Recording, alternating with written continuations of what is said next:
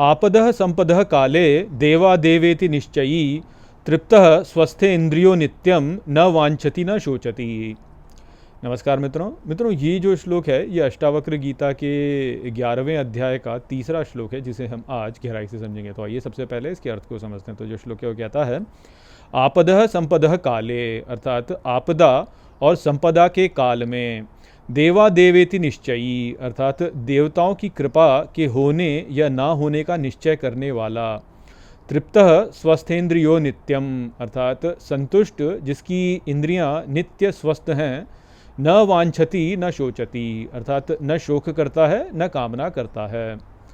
तो यहाँ पर अष्टावक्र जनक महाराज से कहते हैं कि आपदा और संपदा के काल में जो देवताओं की कृपा के होने या ना होने को देखता है और उस निश्चय के साथ में जो है वह अपने जीवन की अवस्थाओं को देखता है, वह संतुष्ट हो जाता है। उसकी इंद्रियां जो होती हैं वो नित्य स्वस्थ रहती हैं और वो न कभी शोक करता है न कभी कामना करता है। तो यहाँ पर हमको जो बात समझनी है वो यही है कि अपने जीवन में जो अच्छा समय हम अनुभव करते हैं या अपने जीवन में जो बुरा समय हम अनुभव करते हैं, उसमें हमारा स्वयं का कोई उसमें योगदान सीधे सीधे नहीं है। ऐसा नहीं है कि हमारे कुछ करने से या हमारी चेष्टा से जो है हम जो है आपदा को अपने लिए लेकर के आते हैं या संपदा को अपने लिए लेकर आते हैं। अच्छा, अर्थात अच्छा समय हम अपने लिए लेकर के आते हैं या बुरा समय अपने लिए लेकर के आते हैं। ऐसा नहीं कि वो हमारे प्रयास से होता है। लोगों को ऐसे लगता है कि अच्छा मैं प्रयास करूंगा तो जो है मैं प्राप्त कर लूँगा, मैं बहुत जो है परिश्रम करूंगा तो मैं जो है अपने लिए सफलता प्राप्त कर लूँगा, और यदि मैं परिश्रम नहीं करूंगा या मैं जो है अलग प्रकार से कार्य करूंगा तो हो सकता है कि मेरे लिए कोई आपदा आ जाए। तो जैसे मान लीजिए कि कोई व्यक्ति है, वो मान लीजिए कि दुकान पे बैठता है और दुकान पे कुछ बेच रहा है और उसको धन की आवश्यकता है, तो वही सोचता है कि अच्छा मैं जो है थोड़ा सा ऐसे यहाँ पर हेर फेर कर लूँगा तो मेरे को धन प्राप्त हो जाएगा और मैं धनी हो जाऊँगा। या उसको ऐसा लगता है कि यदि मैं हेर फेर ना करूँगा तो फिर तो मैं तो दरिद्र ही रह जाऊँगा और लोग बाकी जो हेर फेर करते हैं वह जो है वह प्राप्त कर लेंगे धन और मैं तो ऐसे ही रह जाऊँगा। तो ये जो इस प्रकार की भावना हमारे भीतर होती है कि अरे आज के समय तो जो है भाई झूठ बोलना ही पड़ता है, यदि झूठ ना बोले तो काम कैसे चलेगा। आज के समय तो जो है थोड़ा बहुत हमें ऐसे ही हेरा फेरी करनी पड़ती, नहीं तो काम कैसे चलेगा। आज भाई ज़माना ही ख़राब है, ज़माना ऐसा आजकल कि भाई आप ऐसे करोगे तो कुछ होगा ही नहीं आपके लिए। तो इस प्रकार से लोग सोचते हैं। तो यहाँ पर जो है अष्टावक्र कह रहे हैं कि ऐसा वास्तव में है नहीं। वास्तव में ये सब जो है ये देवताओं की कृपा या ना कृपा से ही हो रहा है वास्तव में। और यदि आप हेरा फेरी और उल्टे सीधे काम कर रहे हैं तो आप वास्तव में स्वयं का ही नाश कर रहे हैं, क्योंकि आप फिर देवताओं को अप्रसन्न कर रहे हैं। तो देवताओं को प्रसन्न करना या देवताओं को अप्रसन्न करना ही वास्तव में महत्व रखता है, ना कि हम स्वयं से कुछ ऐसा हेरा फेरी कर लें या स्वयं से कुछ कर लें। ऐसा नहीं है वास्तव में। तो वो बात यहाँ पे वो बता रहे हैं कि जो इस प्रकार की बात को समझ जाता है कि मेरे लिए जो अच्छा समय आ रहा है वह देवताओं की कृपा से आ रहा है, जो मेरे लिए बुरा समय आ रहा है वो देवताओं की कृपा के ना होने से आ रहा है।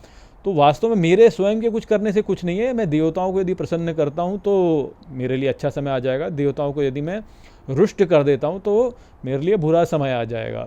इस प्रकार का जो बात व्यक्ति समझ जाता है वह फिर जो है संतुष्ट हो जाता है, क्योंकि वो ये जान लेता है कि भाई मेरी चेष्टा ऐसे करने से कुछ नहीं है, मेरे को देवताओं को प्रसन्न करना है वास्तव में, और मैं यदि देवताओं को प्रसन्न कर लूँगा तो सब ठीक चलेगा। तो उसकी ये स्थिति जो होती है उससे वह जान लेता है कि यदि मैं अपनी इंद्रियों को स्वस्थ रखूं, मैं अपनी इंद्रियों को अच्छे में लगाऊं, मैं सबके कल्याण के बारे में सोचूं, मैं अपने मन को स्वच्छ रखूं, मैं ऐसे उल्टे सीधे काम ना करूं, तो सब ठीक चलेगा। इस प्रकार से जो सोचता है तो फिर उसको ना शोक करने की आवश्यकता ना कामना करने की आवश्यकता है, क्योंकि शोक उसको इसलिए नहीं करना क्योंकि जो बुरा समय उसके लिए आया वह बुरा जो है उसने भोग करके अपने पीछे के जो बुरे कर्म थे उनको नष्ट कर दिया, तो इस प्रकार से उसका लाभ ही हुआ। और कामना करने का तो कोई कारण ही नहीं है वास्तव में, क्योंकि कामना करने से तो कुछ होगा ही नहीं। वैसे भी कि मैं कामना कर लूँ तो कुछ होगा नहीं है, ऐसे कामना तो पूरी ऐसे नहीं होती है। तो केवल देवों को प्राप्त करना, ईश्वर को प्राप्त करना ही वास्तव में एक सार्थक कार्य है जीवन में, कि हम जीवन में अपने ईश्वर को प्रसन्न करें, ईश्वर को प्राप्त करने का प्रयास करें, क्योंकि वह ही ऐसा कार्य है जिसमें हम कुछ कर सकते हैं। हम केवल इतना कर सकते हैं कि हम भगवान से प्रेम कर सकते हैं, और यदि हम भगवान से प्रेम करेंगे तो फिर जो बाकी क्रियाएं होंगी वह तो भगवान के द्वारा ही होंगी, ईश्वर के द्वारा ही होंगी।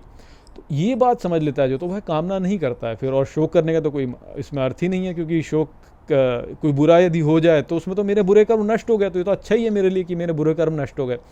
और यदि मैं कामना नहीं करता हूँ तो जो भी मैं कर रहा हूँ वो ईश्वर को समर्पित है, तो वो मुझे अमर ही बना रहा है। तो इस प्रकार की उसकी जो है वृत्ति हो जाती है, इस प्रकार का उसका दृष्टिकोण हो जाता है, और इसलिए वह संतुष्ट हो जाता है और उसकी इंद्रियां जो है नित्य जो है स्वस्थ रहती हैं। तो वो बात थी जो कि यहाँ पे अष्टावक्र जनक महाराज से कह रहे हैं। आशा करता हूँ कि मैंने इस श्लोक को आपको अच्छे से समझा दिया होगा। चलिए इसी के साथ इस वीडियो को हम यहीं पे समाप्त करते हैं। नमस्ते।